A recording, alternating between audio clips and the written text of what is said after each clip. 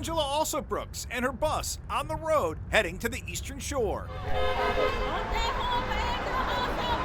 First stop, drumming up support in Princess Anne. Well, hello. Thank you so much for having me. Then it was around the corner for a walk across campus at the University of Maryland Eastern Shore for a Get Out to Vote rally. Her message to these college students is a simple one. I want to make sure that everyone who lives here knows that they have that lady in Washington who's fighting like all hell for every single one of you. Get out to vote on November 5th. In a one-on-one interview afterwards. Hey, Miss Alsobrooks. How are you? How are you? Good to see you again. Yeah. So far, so good. Busy day. Yeah, it is. It's been fun though. The Democratic candidate for Maryland's open U.S. Senate seat opened up about how all-encompassing and demanding running for office can be. This has been probably one of the most challenging things I've done in my life, Todd. I have almost literally spent 7 days a week for a year and a half. There is no kind of off to this, right. You know, but I think it's well worth it. I really do. I feel that it's worth it, and I have met the most interesting and amazing people. You know, I'll never forget the people I've been meeting. I've also found all the jewels across the state. I know where the great coffee shops are. So I've enjoyed it. Yeah, but it's been a grind. How about for your family? How much of a grind is that? Your daughter Alex, how much of a grind has it been? Because it's probably a sacrifice for them as well. Big sacrifice. You know what it is? It's a sacrifice. One of the things I've been really happy about is my daughter is in college out of state. For children whose parents are running for office, it can be pretty brutal. To look at commercials or to read materials that are critical of a parent is something that can be very emotionally difficult.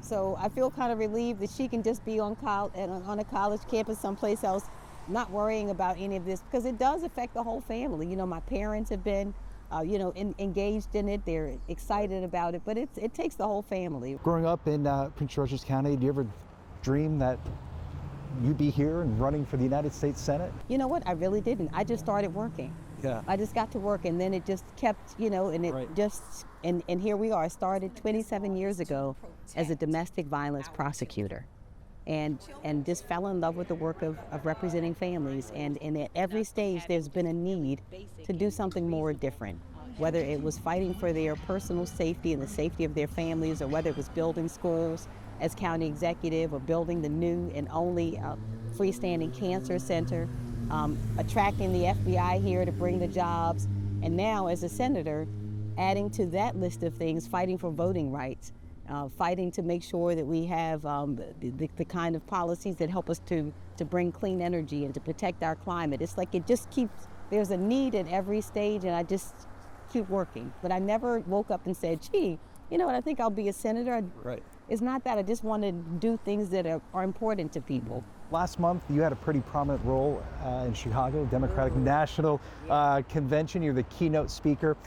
What was that like? How surprised were you to get that invitation? Oh my gosh! Yeah. What was that like? I mean, national audience, 25,000 people. It was unbelievable. Well, first of all, if you've ever had the experience of being able to hear your heartbeat, I was having that experience.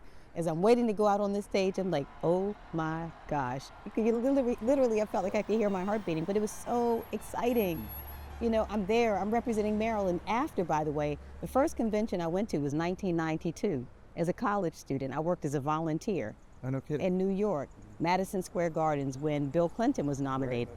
So the idea that I could start there as a volunteer, as a college student, and then someday stand on the stage of that convention and give a speech, I was so grateful and so excited and nervous, but it was great. It was amazing. What a moment. And I know you have a friendship with the Vice President. I do.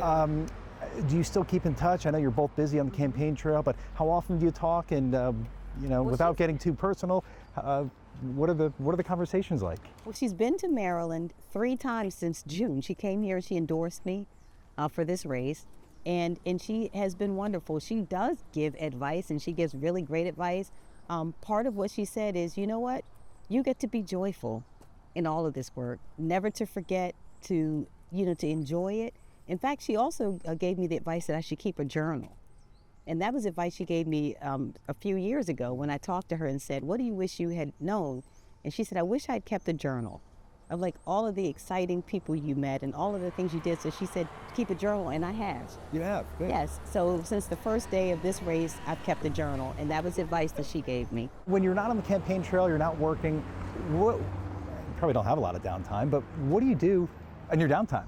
How do you relax? Well, it's going to sound strange. I really like to cook. And so I cook, and I cook food not just for me. I like to cook. I enjoy cooking for my family. So I take my parents a little. So I cook these meals. They say they like them a lot. So, you know, for people like them, we keep cooking them. So I enjoy cooking.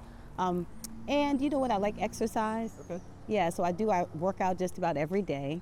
But I enjoy that. But I enjoy family gatherings. Any excuse will do, you know, for the people, for us to come together, a good game that's on or something. But I haven't had time to do a lot of that during the campaign, to be honest with you. But I'm looking forward to getting back to it after this is done. Alsobrooks' final campaign stop of the day, just up the road a little bit here in Salisbury at First Baptist Church for an evening town hall event. The question we're answering in this race is who should have the 51st birthday.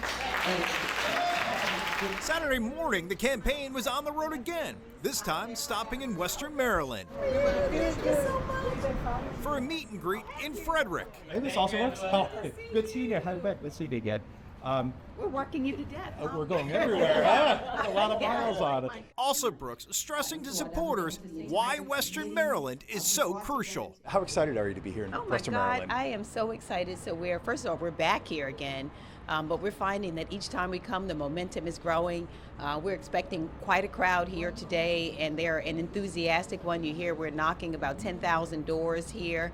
But the reception has been wonderful. The people are wonderful, so I'm excited to be here. As she wraps up, Alsobrooks is quickly ushered out the back door, racing to another campaign event in another city.